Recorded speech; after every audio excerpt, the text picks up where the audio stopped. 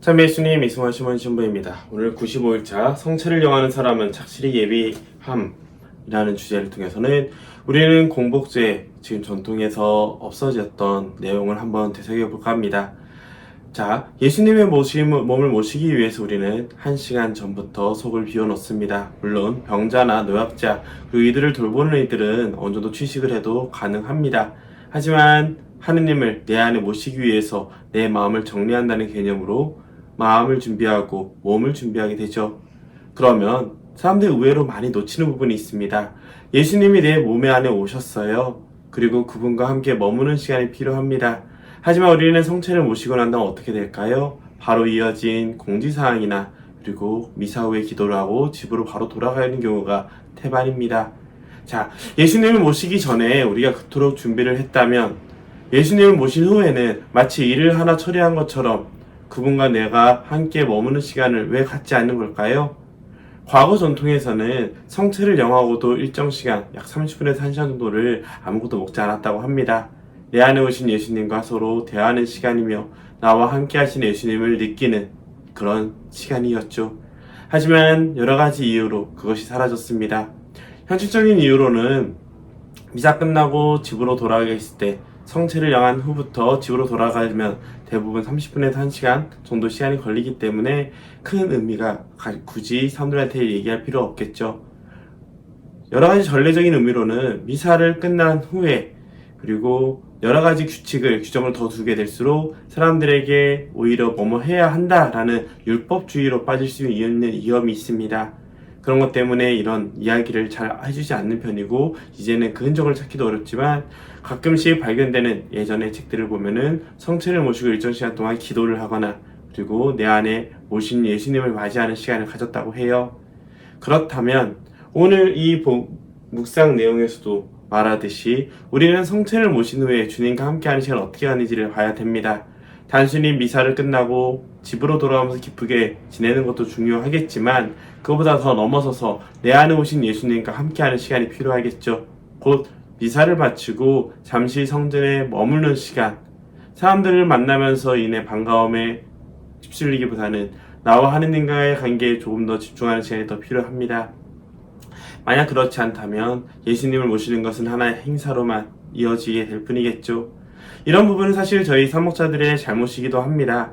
주님에 대한 성체, 그 의미를 사람들에게 주기보다는 사람들과의 관계를 너무 집중하고 또 여러 가지 행사에 대해 집중을 하면서 하느님에 대한 신심을 점점 잃어버리게 만들었기 때문이죠.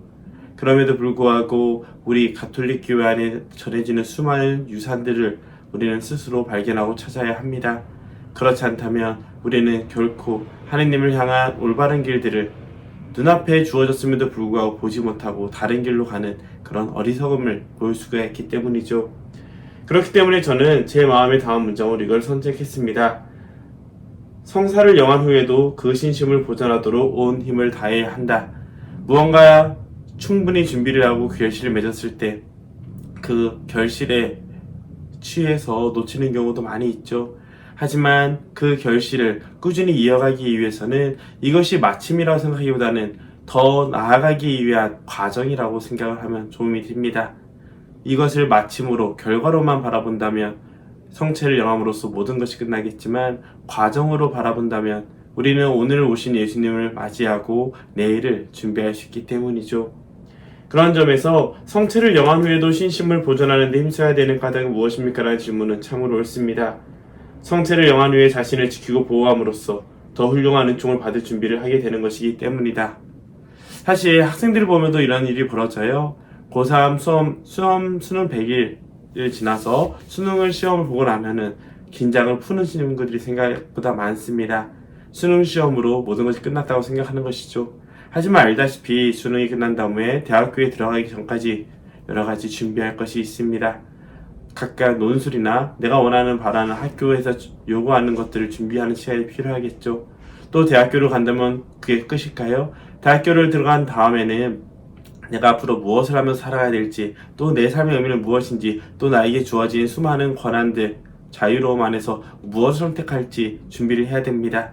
만약 그걸 준비하지 않는다면 수능을 끝난 다음에 만족한 상태에서 대학교를 준비를 못했을 때는 나머지 조건들 때문에 대학교를 가지 못하는 일이 있을 것이고, 대학교를 간 후에도 미래에 내가 바라보는 삶을 그리고 찾지 못하고 준비하지 못한다면 그저 사람들과 어울리는 놀이의 장으로만 끝나게 되겠죠.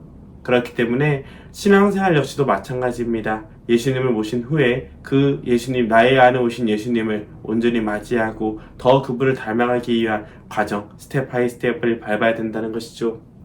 그런 점에서 성체를 모신 후 드렸던 기도와 다짐을 일상에서 잘 지키고 있는지 묵상해 봅시다 라는 것에, 저는 미사를 마친 후에 신자들에게 인사를 하고 그 후에 돌아가서 강론을 다시 수정을 하거나 혹은 오늘 내가 무엇을 했는지 기록을 하거나 돌아보는 편입니다.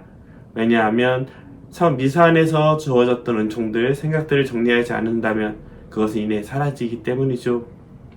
주님께서 주신 선물들, 그리고 앞으로 무엇을 하면 좋겠다라는 것을 하나하나 점검할수록 흔들리지 않고 나아갈 수 있다는 것을 깨달을 수 있기 때문입니다. 그렇기 때문에 여러분들 역시 미사 후에 나는 어떻게 지내는지, 사람이 우선인지 일이 우선인지 아니면 하느님 안에 머물고 있는지를 돌아보는 가운데 우리의 마음을 지키며 동시에 공동체 안에서도 주님의 일을 할 수 있는 그런 은총을 청할 수 있기 바랍니다.